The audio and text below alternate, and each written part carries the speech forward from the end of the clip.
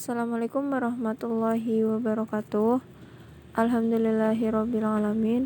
Wassalatu wassalamu ala asrofil anbiya'i wal mursalin wa ala alihi wa sahbihi ajma'in, amma ba'du. Perkenalkan, saya Aulia Hilda Pertiwi, NIM 1917202115. Saya dari kelas 3 Perbankan Syariah C. Di video ini saya akan menyampaikan materi tafsir hadis yang bertemakan ayat dan hadis tentang riba dan sejenisnya. Baik, langsung saja dengarkan penyampaian materi dari saya di dalam video berikut ini. Penjelasan pertama yaitu tentang pengertian riba. Dalam bahasa, riba berarti tambahan atau az-ziyadah. Makna tambahan dalam riba adalah tambahan yang berasal dari usaha haram yang merugikan salah satu pihak dalam suatu transaksi. Pengertian riba di dalam kamus adalah kelebihan atau peningkatan atau surplus. Tetapi dalam ilmu ekonomi, riba merujuk pada kelebihan dari jumlah uang pokok yang dipinjamkan oleh si pemberi pinjaman dari si peminjam. Dalam Islam, riba secara khusus menunjuk pada kelebihan yang diminta dengan cara yang khusus. Para ahli ekonomi muslim menyebutkan bahwa setiap transaksi kredit atau tawar-menawar dalam bentuk uang atau lainnya dianggap sebagai transaksi riba apabila mengandung 3 unsur berikut ini. Pertama, kelebihan atau surplus di atas modal pinjaman. Kedua, penetapan kelebihan ini berhubungan dengan waktu. Dan yang ketiga, transaksi yang menjadi syarat pembayaran kelebihan tersebut. Terjadi perbedaan dalam pendefinisian riba oleh para ulama fikih. Berikut ini adalah definisi riba oleh para ulama dari 4 golongan mazhab. Pertama, golongan Hanafi. Definisi riba adalah setiap kelebihan tanpa adanya imbalan pada takaran dan timbangan yang dilakukan antara pembeli dan penjual di dalam tukar-menukar. Yang kedua, golongan Syafi'i. Riba adalah transaksi dengan imbalan tertentu yang tidak diketahui kesamaan takarannya maupun ukurannya waktu dilakukan transaksi atau dengan penundaan waktu penyerahan kedua barang yang dipertukarkan salah satunya. Yang ketiga, golongan Maliki. Golongan ini mendefinisikan riba hampir sama dengan definisi golongan Syafi'i. Hanya berbeda pada ilatnya. Menurut mereka, ilatnya adalah pada transaksi tidak kontan pada bahan makanan yang tahan lama. Menurut golongan Hambali, riba menurut syara adalah tambahan yang diberikan pada barang tertentu. Barang tertentu tersebut adalah yang dapat ditukar atau ditimbang dengan jumlah yang berbeda. Tindakan semacam inilah yang dinamakan riba selama dilakukan dengan tidak kontan. Materi yang kedua adalah tentang macam-macam riba. Macam-macam riba.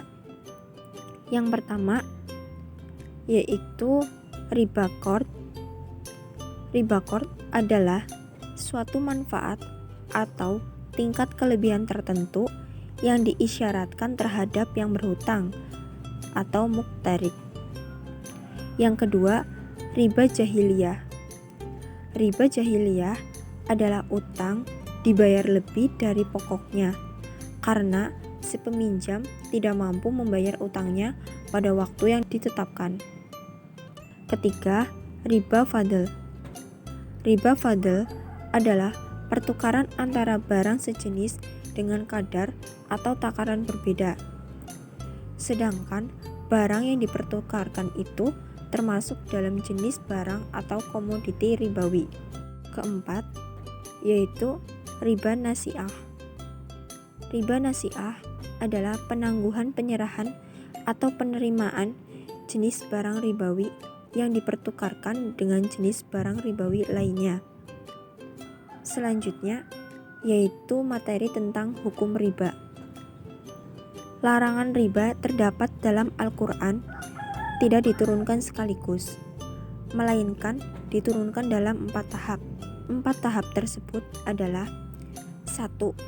Menolak anggapan bahwa pinjaman riba yang pada zahirnya seolah-olah menolong mereka yang memerlukan sebagai suatu perbuatan takarub kepada Allah, sebagaimana tersebut dalam surat Ar-Rum ayat 39. Bismillahirrahmanirrahim. Wa ma ataitum mir riba liraibu wa fi amwalin nasi fala yarbu indallah wa ma ataitum min zakatin turiduna wajhallahi faulaika humul mud'ifun, yang artinya, dan sesuatu riba atau tambahan yang kamu berikan agar dia bertambah pada harta manusia, maka riba itu tidak menambah pada sisi Allah, dan apa yang kamu berikan berupa zakat yang kamu maksudkan untuk mencapai keridhaan Allah, maka itulah orang-orang yang melipat gandakan pahalanya. Yang kedua, riba digambarkan sebagai suatu yang buruk. Allah mengancam akan memberikan balasan kepada orang-orang Yahudi yang memakan riba. Hal ini tercantum dalam surat An-Nisa ayat 160-161. Bismillahirrahmanirrahim.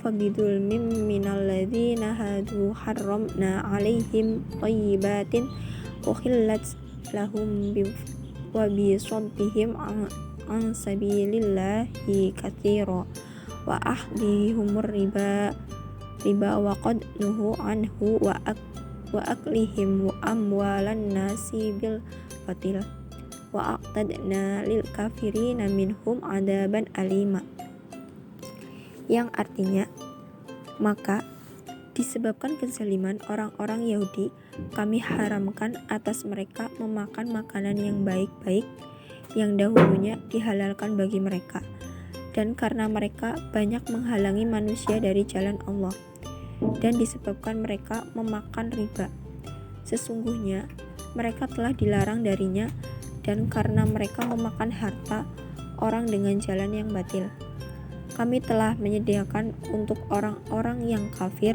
di antara mereka itu siksa yang pedih. Yang ketiga, riba diharamkan dengan dikaitkan kepada suatu tambahan yang berlipat ganda.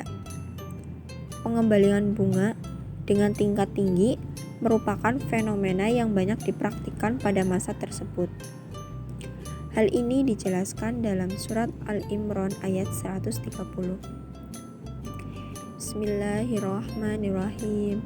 Ya ayyuhalladzina amanu la ta'kulu riba adhafan mudha'afah wattaqullaha la'allakum tuflihun. Artinya, hai orang-orang yang beriman, janganlah kamu memakan riba dengan berlipat ganda, dan bertakwalah kamu kepada Allah supaya kamu mendapat keberuntungan.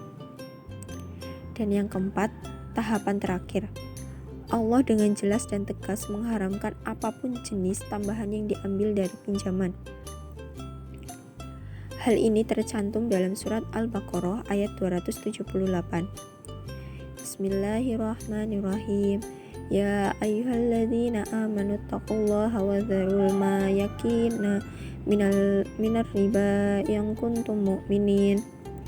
Artinya, hai orang-orang yang beriman, bertakwalah kepada Allah dan tinggalkanlah sisa riba yang belum dipungut jika kamu orang-orang yang beriman. Pelarangan riba dalam Islam tidak hanya merujuk pada Al-Quran, melainkan juga pada hadis.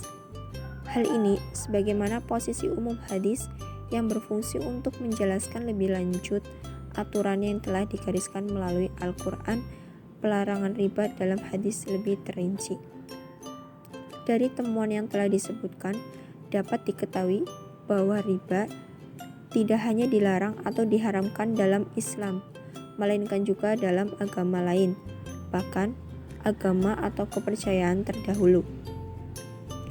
Adanya praktik utang piutang yang dibarengi dengan riba sebetulnya tidak diterima oleh agama, dianut oleh para pelakunya. Sekian penyampaian materi dari saya.